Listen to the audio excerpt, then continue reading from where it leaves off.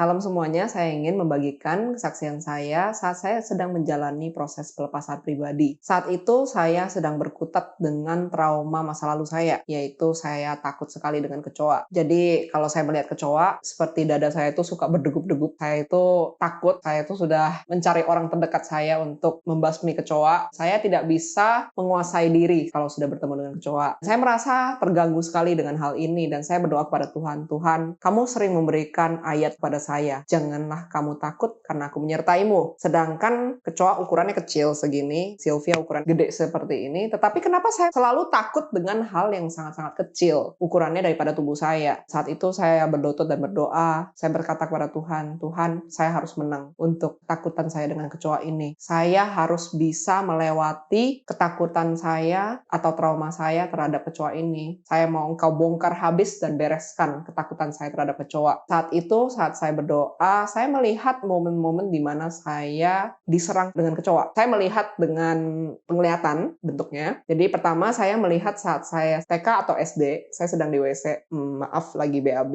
itu ada kecoa yang berjalan di samping dinding WC saya, dan dia tiba-tiba terbang ke arah saya. Nah saat itu saya shock, gak bisa bergerak. Momen kembali yang terlihat adalah saya menonton film di mana film ini diperankan dengan kecoa ukuran 2 meter. Saya lupa filmnya apa, tapi dia itu kalau ketemu laki-laki, manusia, maka akan dimakan. Kalau dia ketemu wanita, maka dia akan meletakkan telurnya ke dalam tubuh wanita, dan tubuh wanita kalau telurnya sudah menetas dimakan habis. Nah, satu kali lagi, saya pakai celana jeans, saya merasa ada sesuatu yang menusuk-nusuk di celana saya, dan saya ambil, loh, kenapa ini ada bangkai kecoa di tangan saya? Dan saat itu menimbulkan shock. Saya melihat ketiga hal ini berentetan bersama-sama. Saat itu, di dalam hati saya yang terdalam, seperti roh Tuhan berbicara, inilah di mana benih ketakutan itu masuk. Saya teringat dengan firman Tuhan yang mengatakan bahwa benih itu bisa jatuh ke tanah yang gembur, tumbuh, berakar, bertunas, dan menjadi pohon yang besar dan berbuah. Tuhan memberikan satu rema, yaitu tidak hanya benih daripada Tuhan yang bisa jatuh dalam hidup kita, tetapi benih daripada iblis seperti ketakutan ataupun benih dari dunia juga bisa masuk dan tumbuh dan berakar dalam hidup kita. Seperti saya ketakutan terhadap kecoa, benih itu tumbuh, masuk dan berakar. Akarnya adalah apa yang terjadi saat saya melihat kecoa, yaitu ketakutan, lost control. Saya seperti, istilahnya seperti ayam yang nggak punya kepala lah, itu lari kemana-mana kayak udah kebir-kebir, panggil semua orang dan semua orang jadi heboh oleh karena kecoa ini. Saya bilang, Tuhan, saya nggak mau hidup saya dikuasai oleh ketakutan yang kecoa yang nggak bisa saya kontrol. Saya bilang, harus ada penguasaan diri dalam hidup saya harus menang, karena itu Tuhan, apapun yang sudah masuk, benih yang sudah berakar bertahun-tahun, semua tanaman yang tidak ditanam oleh Bapakku di surga harus dicabut sampai ke akar-akarnya, dan saya minta Engkau cabut semua benih ketakutan di dalam hidupku beserta semua akar-akarnya. Saya mau berdamai dengan situasi waktu itu, saya mau menang atas ketakutan saya. Memang saat itu saya merasa ada kekuatan ilahi yang mencabut semua hal-hal yang menakutkan daripada momen kecoa itu. Saya merasa saya berdamai dengan momen itu, karena setelah saya berdoa, saya mengingat kembali tentang kecoa. Saya sudah tidak merasakan bergidik ataupun takut ataupun merasa jijik, itu hilang seketika setelah saya selesai berdoa. Itu saya coba memberanikan diri, ada kecoa kembali muncul di rumah. Kecoa itu lumayan sering muncul di rumah, karena itu saya coba hadapi. Memang terasa dalam hati saya yang terdalam, saya tidak begitu takut lagi dengan kecoa. Tetap saya berjuang dengan meminta kekuatan dan keberanian daripada Tuhan untuk menghadapi, dan saat ini saya melihat kecoa, respon saya bukan ketakutan, bukan lari, bukan mencari orang-orang terdekat untuk membunuh kecoa, tapi saya ambil baygon dengan tenang, dan saya bisa melihat pergerakannya dan bisa saya semprot maupun saya singkirkan dari rumah saya. Tuhan Yesus memberkati. Untuk teman-teman sekalian, mungkin banyak yang mengalami hal seperti saya,